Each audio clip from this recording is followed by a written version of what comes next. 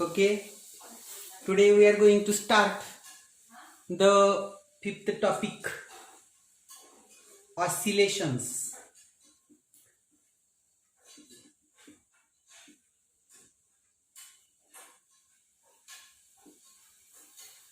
Here, first we will see what is mean by periodic motion. Periodic motion. Here, the motion, a motion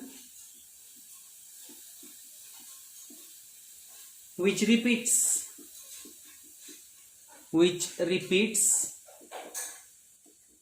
in equal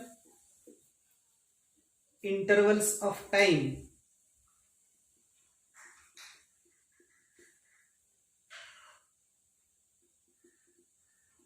is called as periodic motion.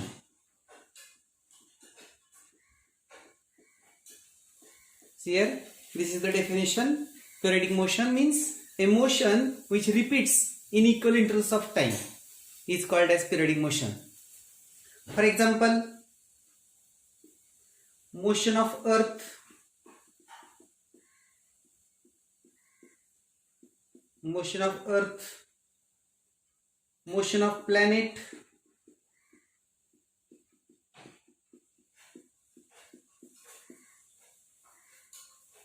motion of moon,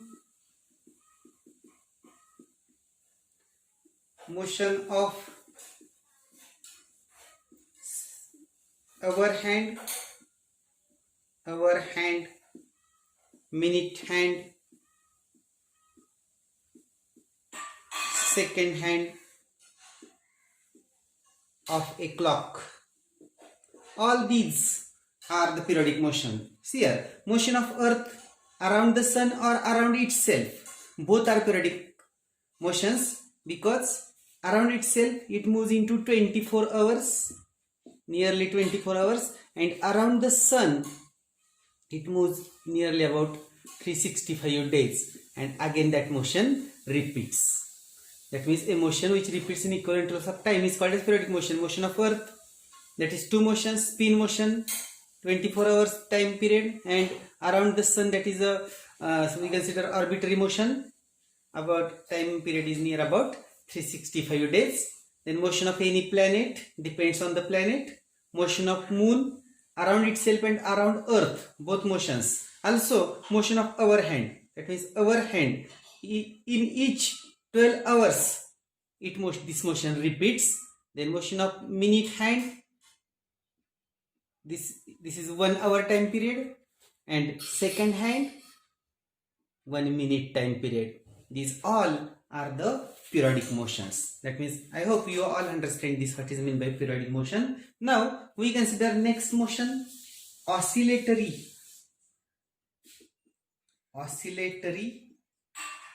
or vibratory motion.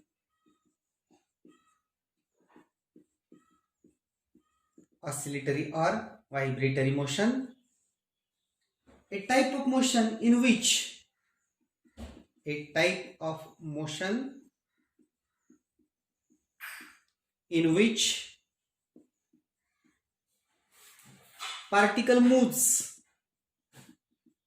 particle moves to and fro on the same path.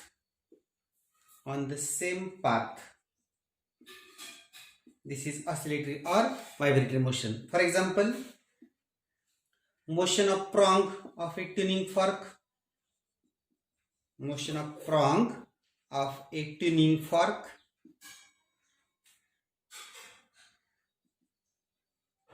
or we consider oscillations of spring.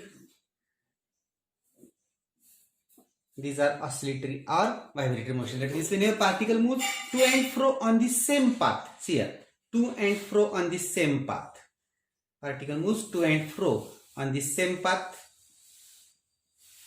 To and fro on the same path. That motion we call it as a oscillatory or vibratory motion. Motion of prong of a tuning fork, oscillations of the spring. These are the oscillatory or vibratory motion. Now we consider next one, simple harmonic motion.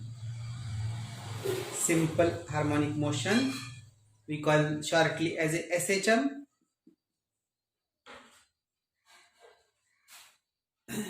It is here oscillating, particles of the oscillating body, particles of oscillating body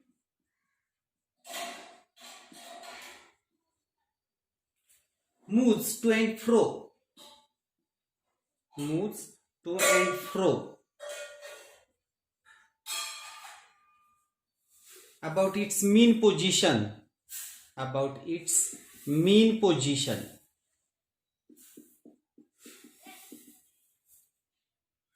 on a fixed path, on a fixed path. And here we consider two types of SHM. If path is straight line path, then this is called as linear SHM.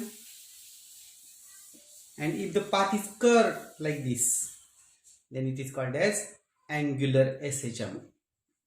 These are the some definitions we have discussed. That is periodic motion, a motion which repeats in equal intervals of time, is called as periodic motion. For example, motion of earth around itself and around the sun. These are the periodic motion. Motion of planet, motion of moon, motion of hour hand, minute hand, second hand of a clock. Second one, oscillatory or vibratory motion, a type of motion in which particle moves to and fro on the same path. For example, motion of prong of a tuning fork, oscillations of the spring. Then simple harmonic motion, particles of oscillating body moves to and fro about its mean position on a fixed path. And here we consider two types of SHM. When path is linear, then we call it as a linear SHM, and when the path is curved, we call it as a angular SHM. Now we consider next one,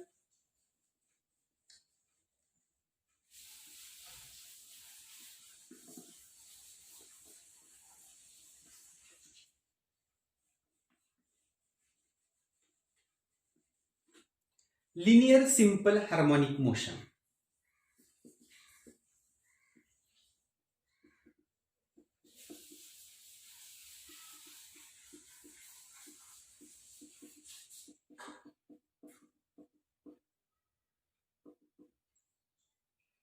Linear simple harmonic motion.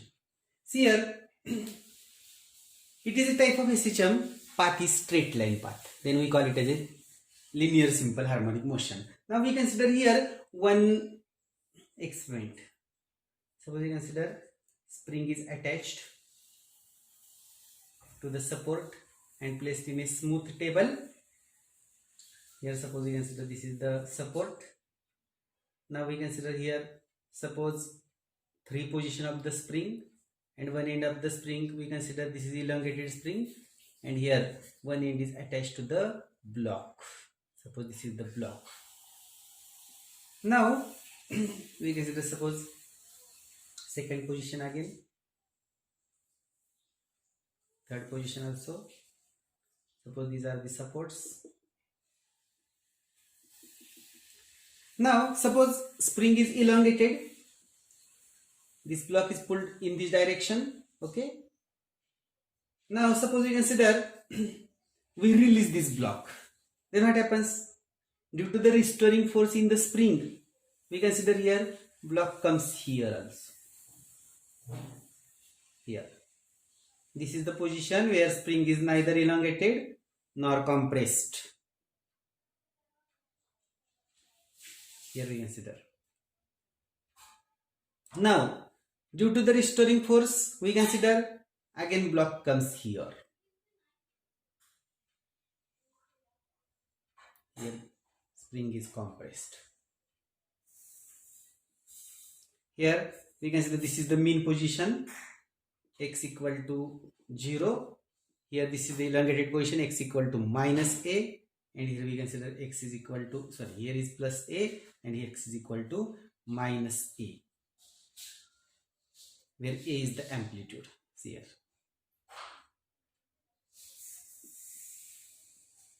X equal to plus a, x equal to minus a. What happens whenever we elongate the spring by pushing this block towards right?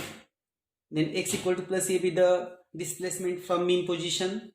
Suppose this is the mean position.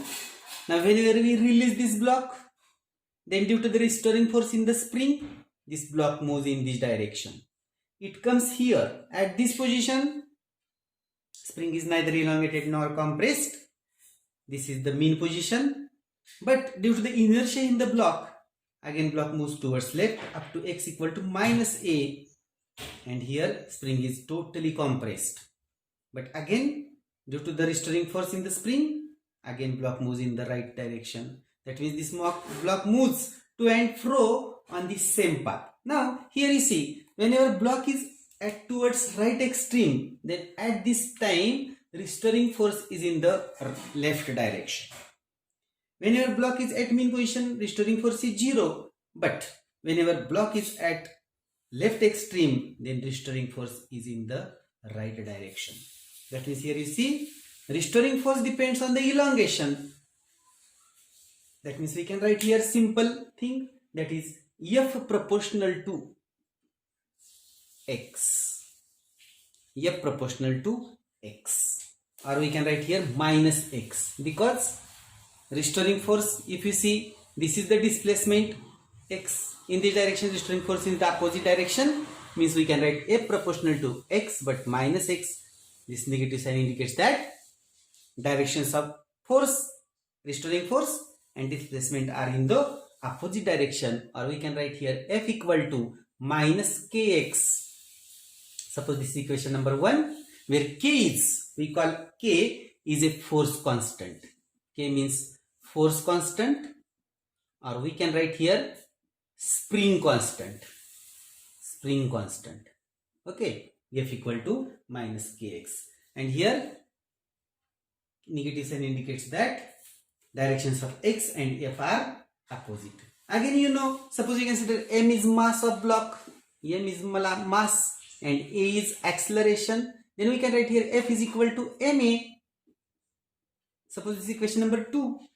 Then we get here f equal to ma, f equal to minus kx, means I can write here ma equal to minus kx from equations 2 and 3, or a is equal to minus k by m into x, or we can write here acceleration proportional to negative of displacement, where k and m are constant. That means this is our new definition, that is linear SHM is defined as linear periodic motion of a body in which force or acceleration, see here, force or acceleration is directly proportional to, that is displacement, and both are oppositely directed. Acceleration is always directed towards mean position.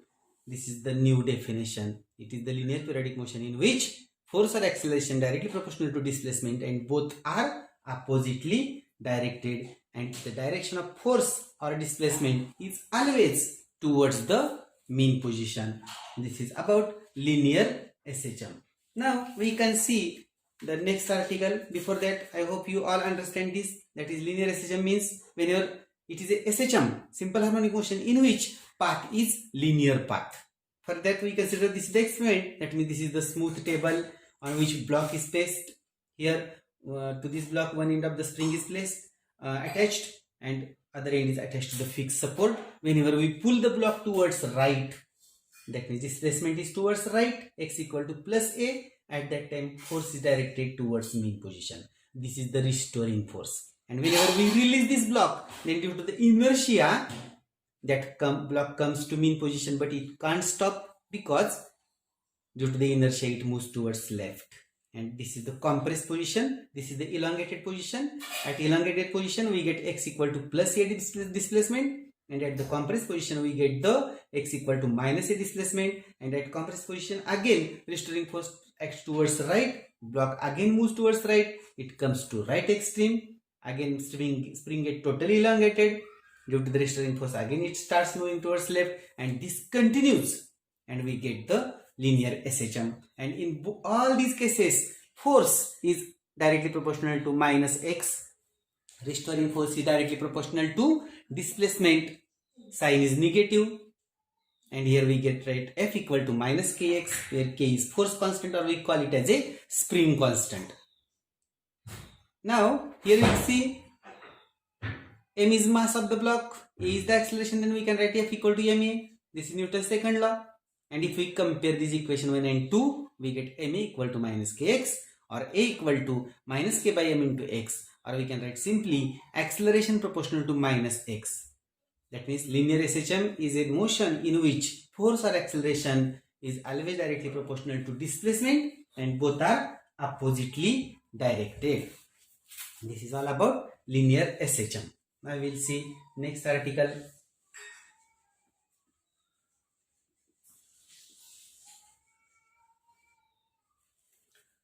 Uniform circular motion.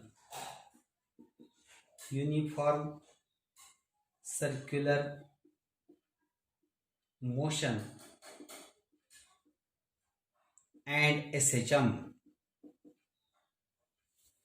Also phase of SHM. This is the article. UCM and SHM and phase of the SHM.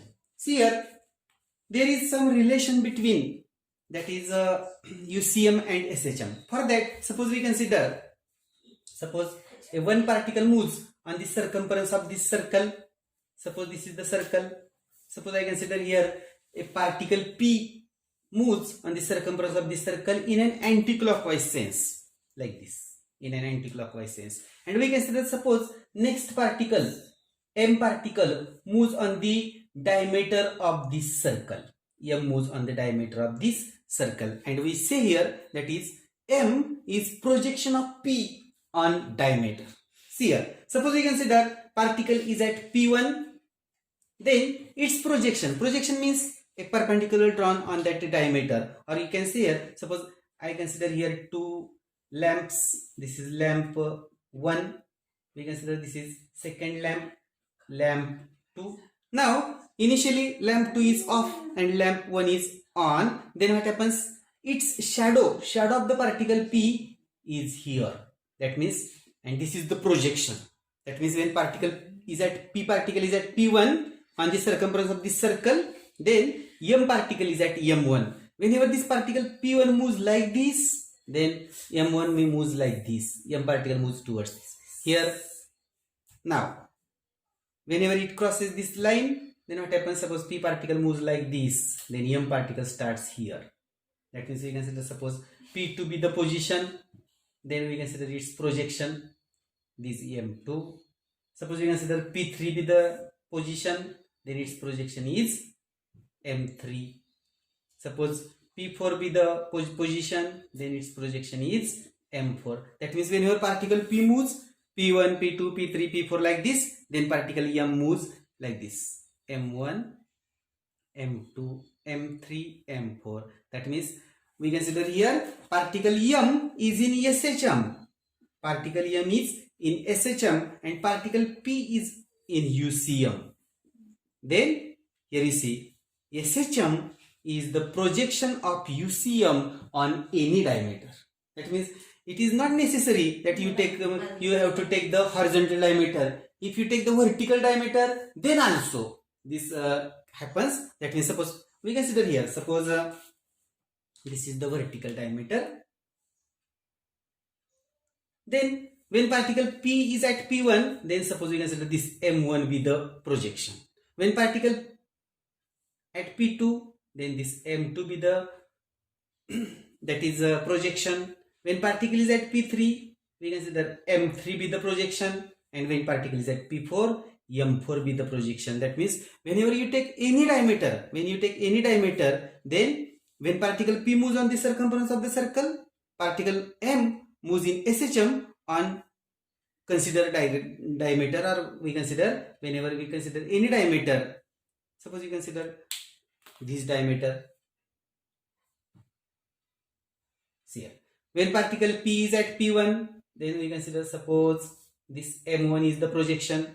When particle is at P2, M2 be the projection. Particle is at P3, M3 be the projection. Particle is at P4, we consider M4 is the projection. That means UCM and SHM both are related, or in one sentence we can say that SHM is a projection of UCM on any diameter. This is the main thing. Now we consider, suppose, extension of this. I will draw here fresh diagram. Here, suppose you consider this is the circle, particle moves on the circumference of this circle. Suppose you consider here, this is the horizontal diameter AB, and this is the vertical diameter CD. Suppose O be the center. Now we can say, suppose A be the radius of this circle. Particle P moves on the circumference of this circle. Now suppose it starts from point P0. P particle starts from point P0. Now it comes to P. Then suppose you consider this is the position vector. It comes to P. Suppose particle starts from P0, then alpha be the original angle. In time t, suppose omega be the angular velocity, in time t it moves through this much angle, omega t. This is the angular displacement. Now here when particle is at P, we consider this projection is M, and this x is the displacement. X is the displacement. Now here we can write here, suppose from trigonometry we can write here sine OPM, this angle. Sine OPM is equal to, I can write here, OM upon OP. But this angle OPM, we can write here omega t plus alpha. See here, this total angle MOD, this total angle is 90 degree, and this angle is alpha, this angle is omega t, therefore total angle is omega t plus alpha. That means this angle is 90 minus omega t plus alpha. Again this is 90, therefore this angle must be, I will write here, omega t plus alpha. Then sin OPM is equal to OM upon OP, and therefore I can write here sin omega t plus alpha is equal to OM, I will write x, and OP means A, or we can write here x equal to A sin omega t plus alpha. This is the basic equation we are going to use in the SHM, where x is the displacement, A is the amplitude. Amplitude means maximum displacement of the particle from mean position. Then this omega, in here it comes in SHM, we consider this omega be the constant, but this omega comes from this. That means where particle M is the projection of UCM, particle P, and angular velocity of that particle P, that is the omega. T be the time, and alpha means this is initial phase. That means when a particle starts from P0, then this angle alpha be the initial phase, and x equal to A sin omega t plus alpha. This is the basic equation in SHM. Now we have to obtain the velocity. Velocity means rate of change of displacement, dx by dt. We differentiate this. That means we can write here A omega cos omega t plus alpha. See here, differentiation of sine is always cos sin omega t plus alpha. That means cos omega t plus alpha. This is the derivative, and omega comes out. Therefore, we get A omega cos omega t plus alpha. This is the velocity. So we consider this is equation 2. Now we again differentiate acceleration. For acceleration, that means dv by dt, or we can write here d2x by dt2. We again differentiate this. Then differentiation of cos is sine. We write here minus sine omega t plus alpha, a omega as it is, and we write here a omega square, 1 omega out. That is minus a omega square sine omega t plus alpha, or I can write here minus omega square into bracket a sine omega t plus alpha, and minus omega square as it is. A sine omega t plus alpha means x. That means we can get here acceleration is equal to minus omega square x, or I can write simply acceleration proportional to minus x. As we have studied earlier, acceleration is directly proportional to displacement and both are oppositely directed. We have studied this relation, acceleration is equal to minus k by m into x. That means if we compare, this is the earlier equation.